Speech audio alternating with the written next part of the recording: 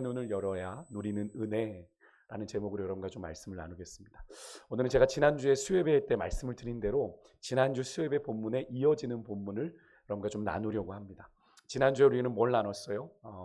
아람 왕의 신하들이 아람 왕이 신하들과 회의를 하는데 그 족족 누가 알아요? 이스라엘 왕이 다 알아요. 그래서 이렇게 전략을 짜면 그 왕이 다 이렇게 피해가는 거죠. 누가 하는 거예요? 엘리사가, 그죠? 다 듣고 왕에게 알려준 거. 왕이시여, 이쪽으로 가지 마십시오. 이쪽으로 가지 마십시오. 그러니 그게 되겠습니까? 화가 난 아람 왕이 처음에는 어떻게 생각했어요? 우리 안에 내부에 첩자가 있다, 그죠? 스파이가 있다. 그랬는데 한 신하가 이렇게 보고하죠. 12절에 이스라엘의 선지자 엘리사가 왕이 침실에서 하는 이야기까지 다 듣고 있습니다. 그래서 이 이야기를 듣고 이 아람 왕이 화가 나서 엘리사를 잡으려고 엘리사가 있는 도단 성으로 군사들을 보내게 되는데요. 이 도단은 사마리아, 그러니까 이 북이스라엘의 중심지라고 할 수 있는 사마리아보다 한 12km 북쪽에 있는 성입니다. 도단 성인데요. 그곳에서 이제 엘리사가 머물고 있었는데 엘리사가 거기 있다는 걸 이미 아람 왕이 알고 그쪽으로 이제 군사를 다 보낸 거예요. 그 다음에 이제 오늘 우리가 읽은 본문이 시작이 되는데 15절에 보니까 엘리사의 사환이 일어났습니다. 아침 일찍 일어나 나가 보니까 어떻게 해요? 아람의 군사와의 말과 병거가 성읍을 에워싼 것을 봅니다. 그러니까 사환이 이제 놀래죠. 엘리사에게 달려갑니다. 내 주여, 우리가 어찌하리까? 이렇게 얘기를 해요. 이 표현이, 이 사환의 표현이 어디서 많이 익숙하지 않습니까?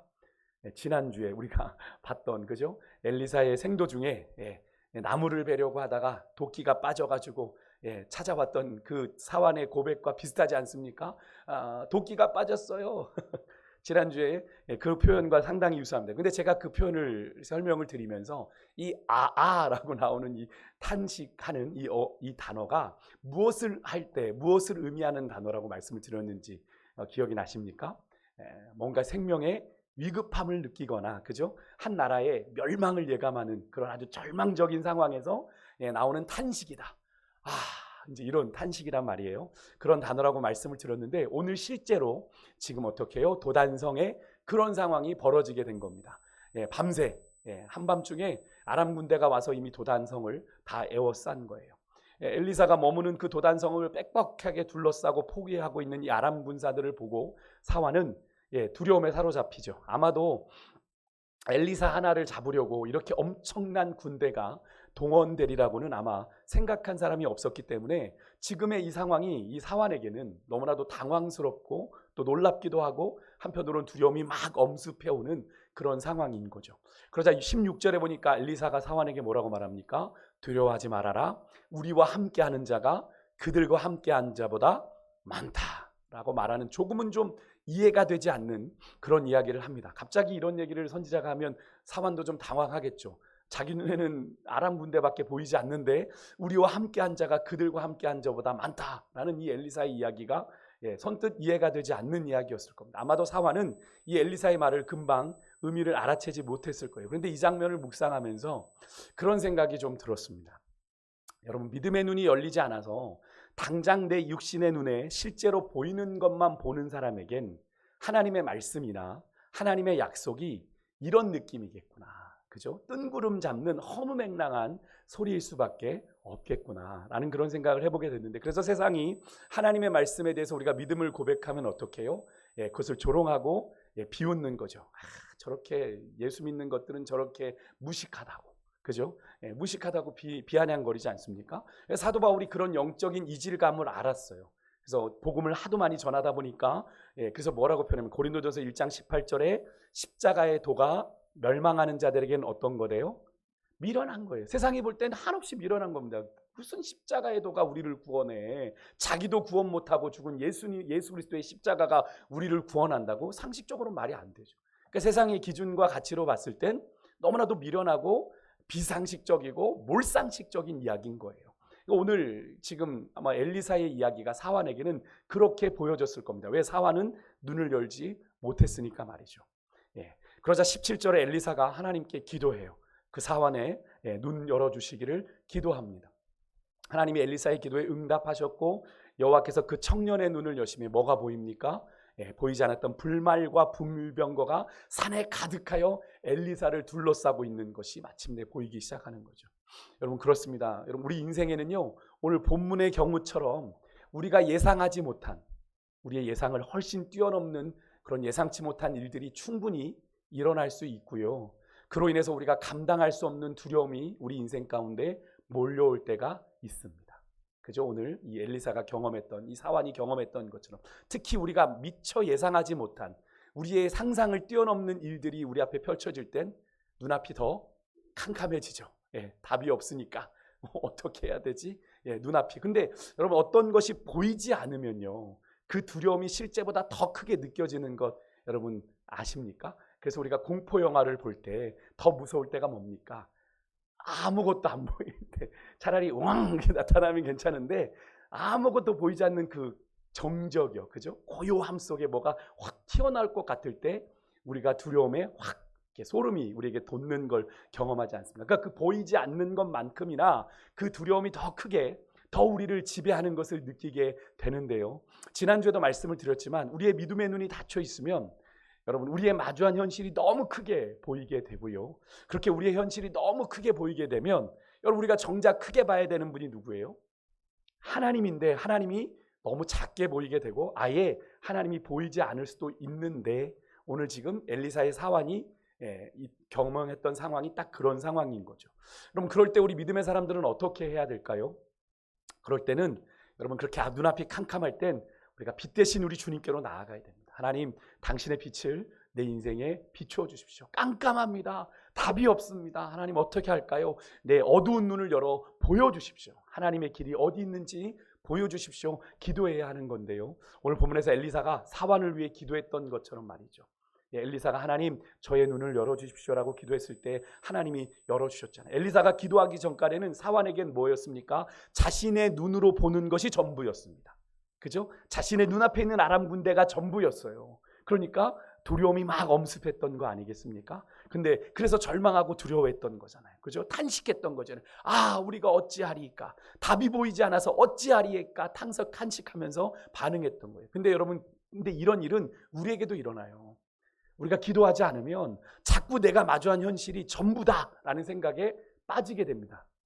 나도 모르는 사이에 우리가 기도하지 않으면 내 앞에 놓인 현실이 내 앞에 놓인 상황이 전부라는 생각에 착각에 자꾸 우리가 빠지게 되고 하나님이 일하심이 보이지 않는 거예요. 오늘 사환이 보인 반응처럼 하나님 어떻게 해요? 하나님 어떻게 해요? 어찌할까? 이렇게 얘기하면서 자꾸 당황하고 안절부절하게 되는데요. 여러분 우리 영적인 현실이 이러함에도 불구하고 그리스도인들이 기도를 참 많이 안 하는가 봅니다. 어떤 목사님 이런 칼럼을 최근에 쓰셨어요. 원래 유럽 공항에는 어디든 여행자들을 위한 기도 공간이 있습니다. 기도 공간, 기도할 수 있는. 그런데 요즘 유럽 공항 내의 기도실의 풍경이 이렇다고 해요. 가봤더니 십자가 같은 그 기독교 성물들이 다 저 구석으로 이렇게 치워져 있고요. 뭐가 있냐면 모슬렘들이 기도를 하기 위해서 까는 양탄자들만 거기 이렇게 놓여 있더라는 거예요. 중앙에. 분명 그 기도실의 시작은요. 그리스도인들을 위해서 기도하라고 만들어준 공간이거든요. 근데 그 자리를 누가 차지하기 시작한 겁니까? 모슬렘들이요. 이슬람들이 거기를 차지하기 시작한 겁니다. 예상하시겠지만 더 이상 그리스도인들이 기도하지 않기 때문에 그래요. 아시겠지만 모슬렘은요. 진심이든 진심이 아니든 어쨌든 형식적으로라도 그들은 하루 3번 메카를 향해서 기도해야 될 의무가 있거든요. 그러니까 그걸 하는 겁니다. 그 기도의 의무. 라마단도 하지만 그러니까 어떻게 보면 되게 우리보다 더 종교적이에요. 이슬람들이. 그래서 여행 중이라도 그들은 기도 시간이 되면요. 가서 엎드리는 거예요. 기도 시간이 되면. 여러분 그러시는 분들 계십니까? 기도 시간 되면 가서 내가 이거 붙잡고라도. 제가 정말 저희 아버님이 꼭 그러세요. 제가 이렇게 대화를 나누다가 갑자기 조용하세요. 그러면 눈을 감고 정오예요. 기도 시간이구나. 그래서 저희가 그때부터 말을 걸지 않습니다. 아버지. 그러니까 그 시간들을 아버님은 루틴이 있으세요. 하루 3번 기도하시는 루틴이 있으셔서 그 시간을 지금도 지키고 계시는 걸 보는데요. 여러분 그런 거죠. 그런 것. 근데 그런 것이 우리가 이렇게 얘기해요. 그거 다 진심 아니지 않습니까? 이슬람들은. 그냥 의무로 그러는 거 아닙니까? 형식적으로 그러는 거 아닙니까? 라고 우리가 비난할 수 있지만 여러분 우리 그리스도인들은 그것조차도 안 하잖아요. 그렇지 않습니까? 그것조차도 안 해요. 그것조차도 안 해. 하나님이 너희들을 만나주겠다. 그게 기도야. 부르시는데 가자. 하나님, it's okay. 난 살만하네요. 그렇게 하는 거죠.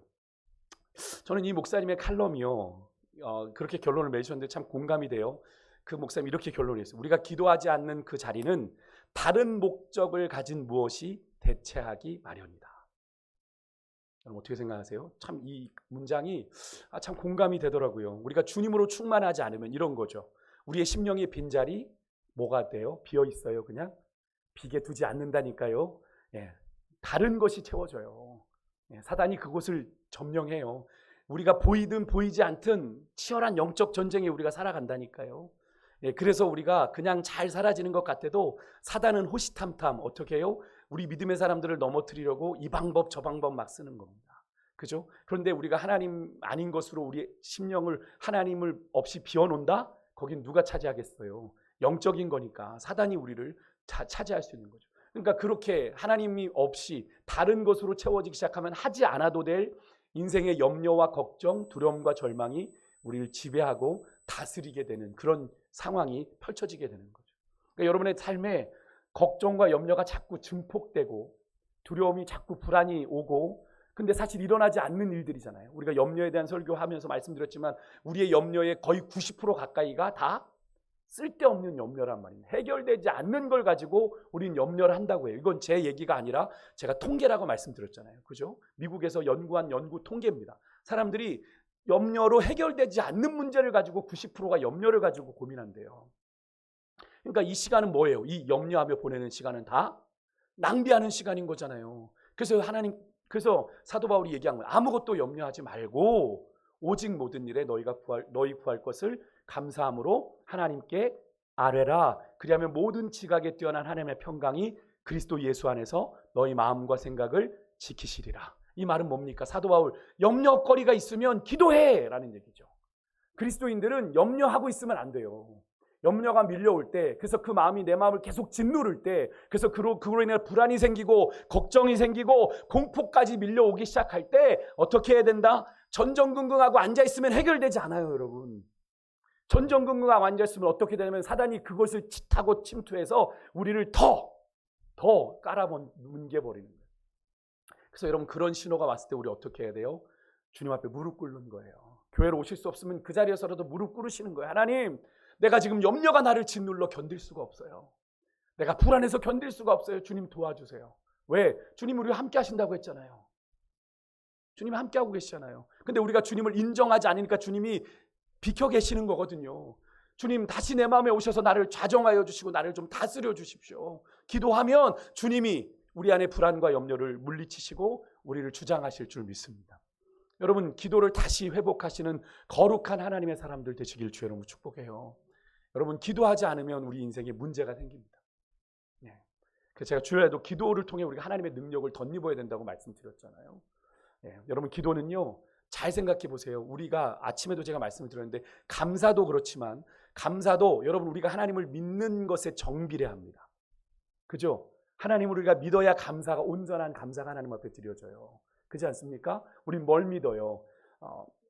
어떤 목사님의 설교 그렇게 얘기해요. 하나님을 사랑하는 자 로마서 8장 28절 그 뜻대로 부르심을 입은 자들에게는 우리가 뭘 믿습니까? 모든 것이 합력하여 뭘 이룸을 믿어요?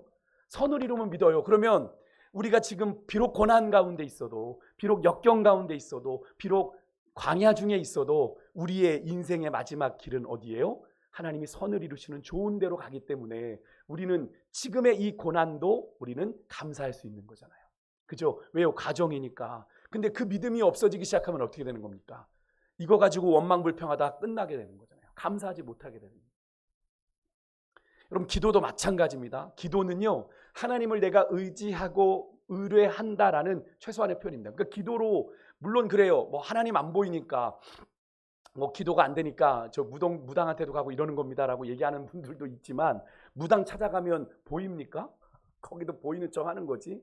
그렇지 않습니까? 여러분 하나님을 내가 믿고 의지하면 기도의 자리에 나아가는 거예요. 왜? 기도할 때 뭐가 일어나니까? 역사가 일어난다고 믿으니까. 그런데 여러분 기도하지 않는다는 건 결국 죄송하지만 뭡니까? 우리가 아무리 하나님을 믿는다고 하고 기도하지 않아요. 그럼 우리는 하나님을 온전히 믿는 것이 아닐 수 있어요. 왜? 기도해도 소용없다고 생각하니까. 그래서 기도 안 하는 거니까. 기도하는 거 어려운 거 아니잖아요. 물론 기도가 노동이라고 대천덕 신부님은 얘기했어요. 어떤 문제를 놓고 하나님하고 씨름할 때는 좀 힘듭니다. 그죠? 힘들어요. 하지만 하나님께서 그렇게 우리가 못할 정도의 기도를 우리에게 요구하시지 않거든요. 그럼 기도하면 하나님이 너 인생을 기도는 결국 그거잖아요. 내 인생을 하나님께 맡깁니다.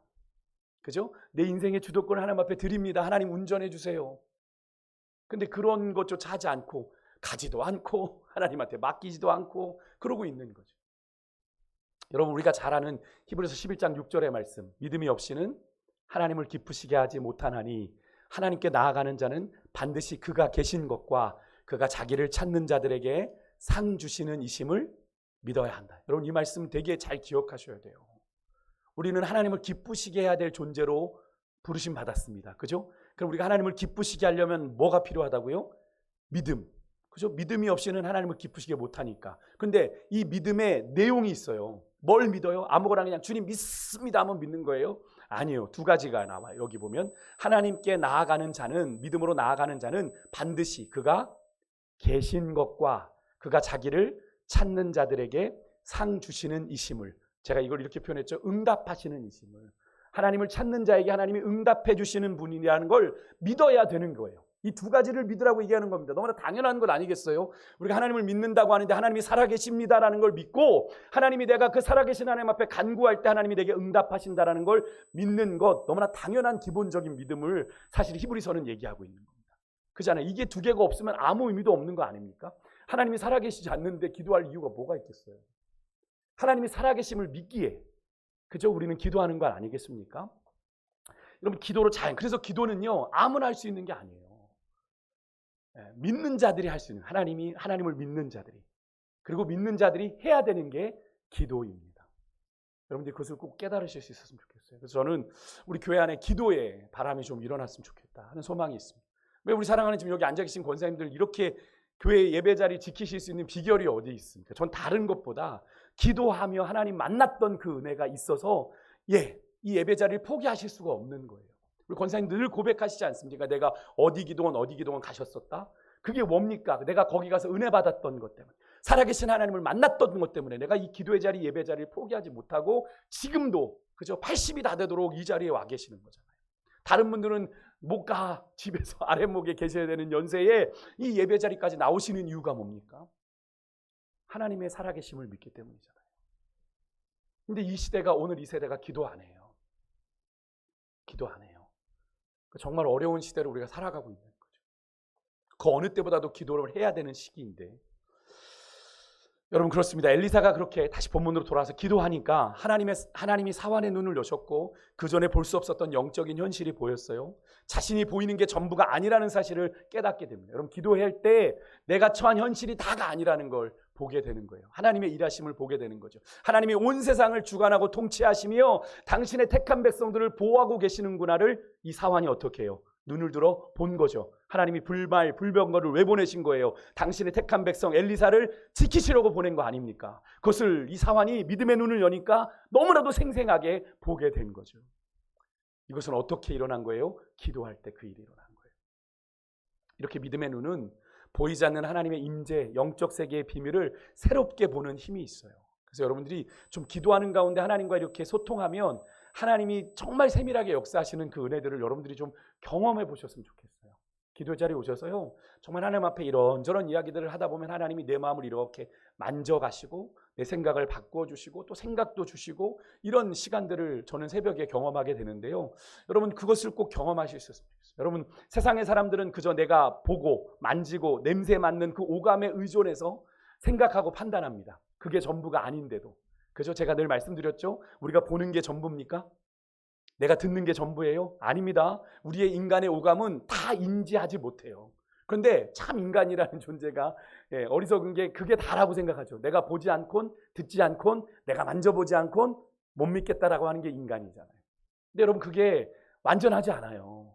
과학적으로 발견되지 않았습니까? 너무 커도 보지 못하고, 너무 작아도 보지 못하고, 너무 커도 듣지 못하고, 너무 작은 소리도 못 듣고. 그래서 우리가 들을 수 있는 것만, 볼 수 있는 것만 보면서도 그거 아니면 안 믿는데 얼마나 미련합니까? 그런데 세상은 그렇게 판단하지만 하나님께서는 우리 성도들에게 그 오감을 뛰어넘는 영적 감각기관인 믿음의 눈을 주셨습니다. 아멘이십니까? 이 믿음의 눈으로 하나님의 도우심을 볼 수 있는 사람, 어떤 상황 속에서도 낙심하고 절망하지 아니하고 하나님이 주시는 하늘의 평안, 하늘의 소망을 바라보게 될 줄 믿습니다. 예, 믿음의 눈이 열려야 가능해요. 육신의 눈으로는 절대 답이 없거든요. 바라기는 오늘 이 예배 가운데 여러분의 믿음의 눈이 활짝 열려지는 그런 은혜가 있으시길 주의 이름으로 축원드립니다. 그런데 우리의 믿음의 눈을 여시는 건 전적으로 하나님의 주권이에요. 하나님. 그래서 하나님 앞에 기도해야 되는 겁니다. 하나님이 열어주셔야 보는 거니까. 내가 수련하고 내가 몇 시간 기도한다고 되는 게 아니라 몇 시간 기도하는 걸 우리가 약간 시간 타임으로 하나님이 내가 이렇게 기도 많이 하면 그런 능력을 주시겠지. 아니요. 하나님의 은혜입니다. 하나님의 주권이에요. 물론 하나님이 그런 중심을 보시겠죠. 정성을 보시겠지만 그것에 비례하시는 게 아니라 하나님은 필요하면 열어 보여 주시는 겁니다. 하나님이 당신의 뜻대로 우리의 눈을 뜨게도 하시고 어둡게도 하시고 그것만 하십니까? 우리를 죽이기도 하시고 살리기도 하시고 우리를 가난하게도 하시고 부하게도 하시고 우리를 낮추기도 하시고 높이기도 하시고 믿으십니까? 우리 하나님 그런 하나님이세요. 그런 하나님 앞에 왜 간구 안 하세요? 왜 기도 안 하세요? 하나님 문제의 해답은 누구에게 있습니까? 하나님께 있어요. 물론 실제적인 해답은 아닐 수 있어요. 하지만 실제적인 해답은 주시지 않더라도 하나님이 우리의 환경과 상황을 바꾸셔서 하나님이 말씀하시는 경우가 있거든요. 하나님의 뜻을 발견하게 하시거든요.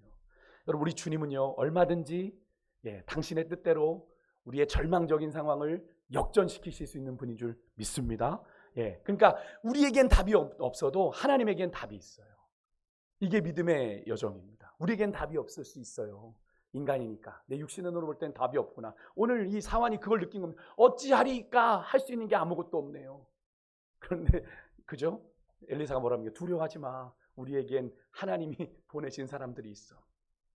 여러분 오늘 엘리사가 자기 사환을 위해 여호와 하나님 앞에 기도할 때 그 일이 일어났던 걸 우리가 보게 되잖아요. 그것뿐입니까? 18절에 보니까 반대로 엘리사가 아람 군대의 눈을 어둡게 해달라고 하나님 앞에 또 기도합니다. 그러니까 하나님께서 그들의 눈을 어떻게 하셨어요? 어둡게 하셨어요. 그래서 그들이 어디로 가는지 보지 못하게. 이성이 아닙니다. 그러니까 애들이 그래요. 따라가잖아요. 그죠? 당신이 찾는 이가 여기 없습니다. 그래요. 눈을 뜨고 있는데 눈을 뜨고도 보지 못하는. 그래서 사마리아로 인도되어 가는데 사마리아는 아까 도단에서 12km 떨어져 있는 이스라엘의 중심인데 그곳으로 이제 적의 한복판으로 그죠? 군사들이 끌려가는 겁니다. 도단은 그런데 그들이 보지 못한 건 여러분 근데 그들의 목적지만이 아니에요. 여러분 하나님의 영광, 하나님의 능력을 그들은 보지 못한 겁니다. 엘리사와 함께하고 있는 하나님의 영광, 하나님의 능력 그것을 보지 못하니까 다른 것을 쫓게 되고 다른 길로 나아가게 된 거예요. 그렇게 엘리사에게 끌려가는 아람 군대의 모습이 꼭 전쟁 포로가 이렇게 끌려가는 그런 모습인 것 같아요. 여러분 왜 우리가 인생을 살아가면서 자꾸 우왕좌왕하고 갈팡질팡하고 길을 잃어버립니까? 우리의 영적인 눈이 어두워서 하나님의 영광을 하나님의 권능을 제대로 보지 못하니까 자꾸 길을 잃어버리게 되는 겁니다. 길을 걸어갈 계획은 있는데 그 걸음을 인도하시는 하나님에 대한 믿음이 없으니까 이리 기웃 여기에 길이 있나 저리 기웃 그러다가 어떻게 해요? 어디로 왔지? 길을 잃어버리는 거예요. 혹시 우리 가운데 그런 분 안 계십니까? 오늘 말씀을 통해 여러분의 인생을 인도하시는 하나님에 대한 전적인 신뢰 믿음이 다시 온전하게 회복되시는 그런 은혜 있으시기를 주의 이름으로 축복합니다. 내 힘으로 살 수 없는 인생이에요. 하나님이 붙드셔야 살 수 있는 인생이에요. 제가 요즘 새벽에 정말 우리 권사님들께 그런 말씀 드려요. 하나님의 사랑을 우리가 요즘 묵상하잖아요. 예레미야를 통해서 그죠? 하나님의 영원한 사랑, 하나님의 인자하심. 정말 하나님의 사랑이 정말 되게 크게 새벽마다 저에게는 개인적으로 부어져요. 제가 그 말씀을 나누더라 오늘도 새벽 6시 10분까지 설교했어요. 무려 30분을. 권사님 힘드셨을 거예요. 새벽 설교를 누가 그렇게 길게 합니까? 근데 너무나 말씀드리고 싶은 거예요. 하나님의 그 사랑. 근데 여러분 정말로 그러면서 제가 그런 고백, 하나님의 사랑의 증거가 여러분 어디 날 사랑하십니까? 라고 얘기하시는 그런 분들 종종 있는데 여러분 우리가 이렇게 살아있는 게 하나님의 사랑의 증거 아닙니까? 제가 오늘 아침에 그런 얘기를 했어요. 제가 무호흡증이 있어요.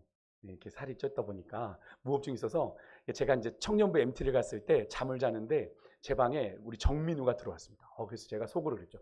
이놈 참 당당하게 내 방에 들어오네.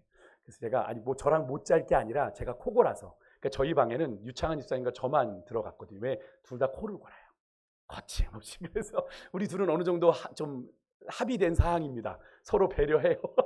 먼저 자는 사람이 임자입니다. 근데 민우가 갑자기 들어와서 이불을 깔더라고요. 그래서 혹시 제가 슬쩍 그랬지. 너 잘 수 있겠니? 잘 수 있대요.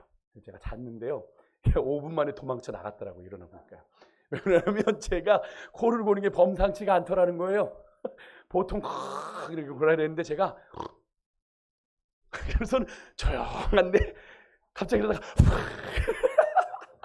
근데 그 시간이 일정하지 않더라는 겁니다. 제가 이렇게 웃으면서 할 이야기는 아니겠습니다만 그게 뭡니까? 전 그 생각이 들더라고요. 하나님이 그 무호흡 가운데 너 여기까지야 라고 제 인생을 딱 끊으시면 어떻게 되는 겁니까? 저는 가는 거잖아요. 하나님 앞에서. 그런 생각 해봤어요. 하나님이 거기서 너 여기까지야 라고 그 호흡 가운데 그냥 그대로 삐 하면 그죠? 저는 없는 거잖아요. 하나님이 제게 호흡을 연장시켜 주셔서 그죠? 숨쉬게 하셔서 제가 오늘 이 새벽을 또 맞이했다라는 게 너무나 감사하고 그게 하나님의 사랑의 한 증거가 아니면 뭐겠는가라는 말씀을 새벽에 제가 드렸었는데요. 여러분 하나님의 사랑을 찾아보세요. 하나님의 사랑이 우리가 노래하는 찬양하는 것처럼 안 미친 곳이 우리의 삶에 하나도 없어요. 우리가 보지 못해서 그래요. 당연하다고 느껴서 그래요. 당연한 거 하나도 없어요. 당연한 거 하나도 없어요.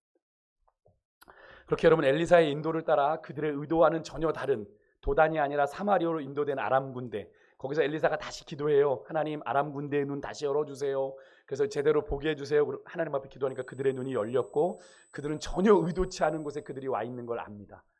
여기 어디지? 이렇게 했겠죠. 영락없이 도간에 든 쥐가 되어버렸습니다. 그때 이스라엘의 왕 여호람이 엘리사를 아버지여 부르는 거예요. 영적인 아버지로 부른 거예요. 엘리사를. 자신이 이 아람 군대를 치리까 2번이나 묻잖아요. 여호람은 신났을 겁니다. 이거 웬 떡이냐 얘네들 그죠? 그래서 2번이나 묻잖아요. 어느 정도 여호람의 마음에는 결정이 내려진 거예요. 어떻게 해요? 엘리사가 그래 치십시오. 그럼 바로 그냥 이제 치려는 마음이 있었던 겁니다. 그런데 이때 엘리사가 뜻밖의 반응을 보이죠. 22절인데 아람 군대를 치기는커녕 오히려 그들에게 떡과 물을 주어 먹게 하시고 그들의 나라로 돌려보내십시오. 왕이시여 이렇게 얘기합니다. 사실 전혀 예상 밖의 전개입니다. 그죠? 엘리사가 개인적인 원한만 생각하더라도 이 아람 군대는 반드시 멸절시켜야 되는, 그죠? 자기를 죽이러 왔던 자들이니까, 그죠? 반드시 죽여야 되는 존재들인데요. 하지만 엘리사는 그렇게 하지 않아요. 엘리사의 개인적인 뜻이 아니겠죠? 하나님의 뜻입니다. 오히려 그들을 환대하여 돌려보내라 왕에게 부탁을 하는데 왜 이렇게 한 걸까요? 몇 가지를 좀 추측해 본다면 하나님의 뜻이요, 아람 군대를 죽이는 게 아니라 이번에는 어떻게 해요? 엘리사와 이스라엘 백성들을 구원하시고 그 백성이 그것을 보고 구원의 하나님을 어떻게 해요? 신뢰하도록 하시기 위한 하나님의 계획이었던 것. 그래서 아람 군대로 아무것도 하지 못한 채 어떻게 해요? 그 군대가, 그 당당했던 군대가 엘리사에 의해 사마리아까지 전쟁 포로처럼 이렇게 끌려오게 한 것을 모든 백성이 보았잖아요. 무려 12km나 되는 거리를 그를 그대로 돌려보내게 한 거다. 이미 그것으로 이미 하나님이 우리를 지키셨구나, 우리를 도우셨구나 라고 하는 것을 깨닫게 하려고 그렇게 한 거다. 또 하나는 이런 모습이 로마서 12장 20절에 보면 이런 말씀이 있어요. 원수가 줄이고 목마르거든 마시게 함으로 그 원수의 머리에 뭐를? 숯불을 쌓아 놓아라. 이런 말씀이 나와요. 사도 바울이 이야기한 얘기죠. 여기에 머리에 숯불을 쌓아 놓는다는 건 뭐냐면 이 숯불처럼 이 뜨거운 수치심에 달아올라 결국에는 원수가 회개하고 돌이킨다라는 그런 기대가 담긴 그런 표현입니다. 그러니까 원수를 그렇게 대접해서 숯불처럼 자기가 수치감을 느끼는 거죠. 나는 지금 괴롭혔는데 나에겐 어떻게 해요? 그 괴롭힘이 환대로 돌아왔으니까 그 수치가 느껴져서 회개를 한다. 그러니까 당시에 이집트의 애굽에는 어떤 죄를 참여하는 사람이 그 잘못한 것에 대해서 회개를 상징하는 의미로 불붙은 숯불 접시를 머리에 이고 나르는 그런 일을 했다고 합니다. 그러니까 그래서 숯불을 그렇게 표현했던 것이 아닐까라는 생각이 드는데요. 결국 이렇게 이스라엘의 왕이 예상치 못하게 베푼 이 환대, 음식을 먹고 그들의 주인 아람의 왕에게로 돌아간 이 아람 군대는 한동안 이스라엘 땅을 침공하지 않았다라고 오늘 성경의 마지막이 기록이 되고 있어요. 그들이 받은 수모의 충격 까닭이기도 하겠지만 당시 고대 근동에서는 그렇게 함께 음식을 먹음으로 평화조약을 맺었거든요. 옛날 이삭이 자기를 우물을 빼앗던 그들과 그 조약을 맺었던 거 기억나십니까? 같이 음식을 먹었던 것, 그것과 같은 개념이죠. 창세기에 나오는. 그러니까 아람 군대가 이제 이스라엘을 침략할 명분을 잃어버린 겁니다. 왜? 서로 평화조약을 맺으며 밥을 먹었거든요. 근데 또 가서 뒤통수 칠 수 없잖아요.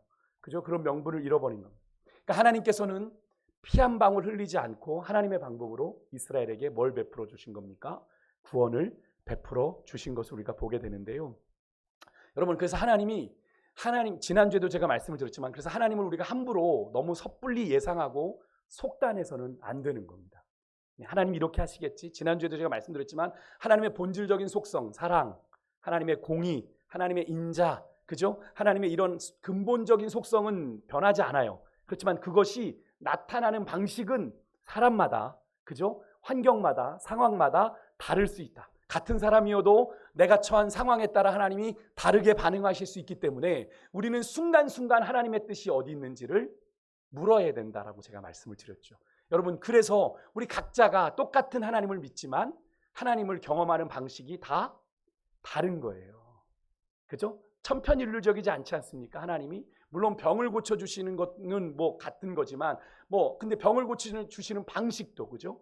각 사람마다 다르게, 그죠? 어떤 사람은 속히 고쳐주시는가 하면 누군가는 정말로, 그죠? 힘들게 하나님이 그 시간들을 보내게 하셨는데 거기에는 까닭이 있더라. 하나님의 감추어진, 하나님의 드러나지 않은 계획이 있더라라는 것을 우리가 깨닫게 되지 않습니까? 그래서 우리가 꼭 신앙생활하면서 하나님의 뜻이 함부로 속단하면 안 돼. 하나님의 뜻을 순간순간 물어라. 하나님, 지금은 어떻게 할까요? 지난번 이렇게 하셨는데 이번에는 어떤 선택을, 어떤 결정을 내리는 게 하나님 좋을까요? 라고 묻는 게 믿음의 지혜입니다.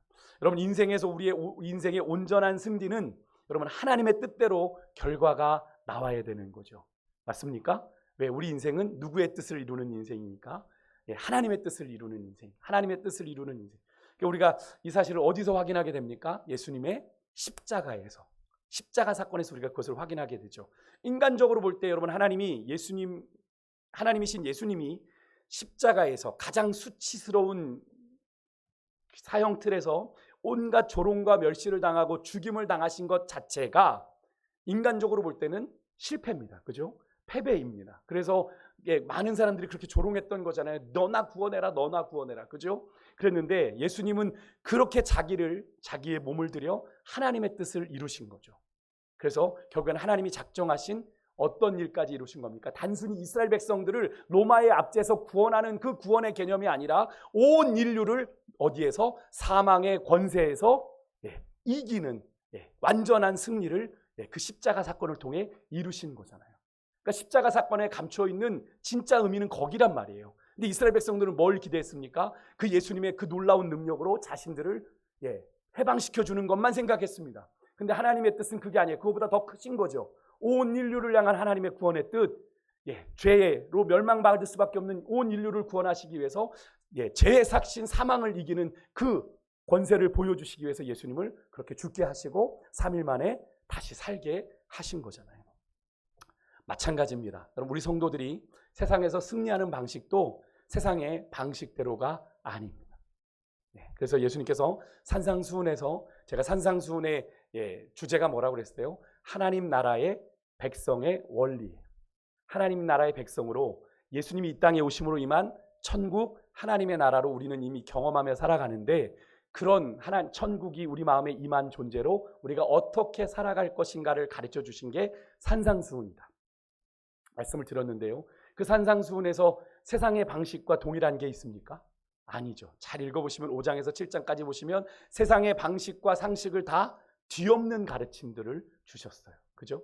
그래서 우리가 도무지 받아들이기 어려운 원수를 사랑하다 하는 말씀까지도 우리에게 주신 것 아니겠어요? 우리가 잘하는 대로 오른뺨을 때리면 10대를 때려줘라? 그렇죠? 왼뺨을 돌리라고 말씀하신 것 아닙니까? 세상의 이치가 어디 그래요?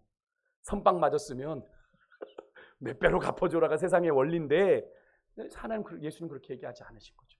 그래서 사도 바울이 로마서 12장 18절에서도 이런 말씀을 했어요. 같이 한번 좀 읽어볼까요? 같이 있습니다. 시작. 할 수 있거든 너희로서는 모든 사람과 더불어 화목하라. 말은 참 간단해요. 근데 얼마나 어렵습니까? 여기 모든 사람이에요. 모든 사람. 내 마음에 맞든 맞지 않든 나 뒤통수를 친, 사기를 친 그런 모든 사람과도. 그래서 앞에 사도 바울이 뭐라 그랬어요? 할 수 있거든. 할 수 있거든. 너희가 할 수 없기 때문에 우리가 주님 앞에 무릎 꿇는 거죠.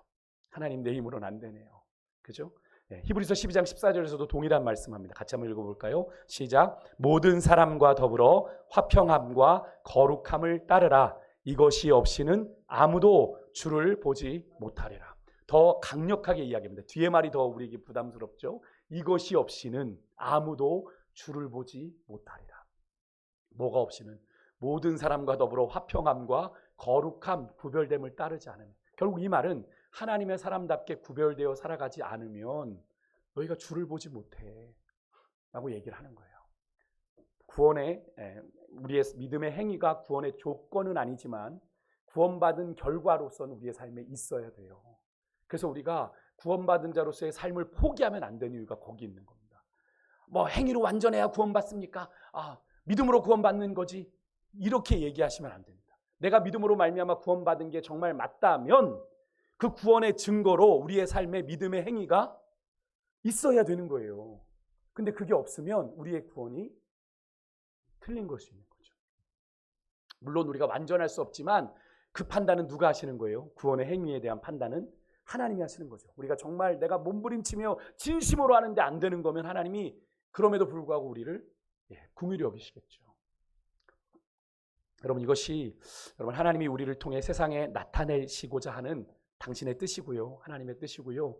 이것을 우리가 온전히 이 땅에서 이룰 때 우리 또한 이 세상의 방식과는 다른 하나님의 방식으로 이루신 예수님의 십자가 승리를 본받는 자로 이 땅을 살아가게 될 줄 믿습니다. 여러분, 오늘도 우리가 엘리사의 말씀을 통해 우리에게 주시는 여러 가지 말씀들을 좀 나누었는데요. 우리가 이 시간에 좀 이 찬양을 통해서 우리가 한번 마지막 고백을 하고 우리가 말씀을 마쳤으면 좋겠습니다. 찬송가 397장입니다.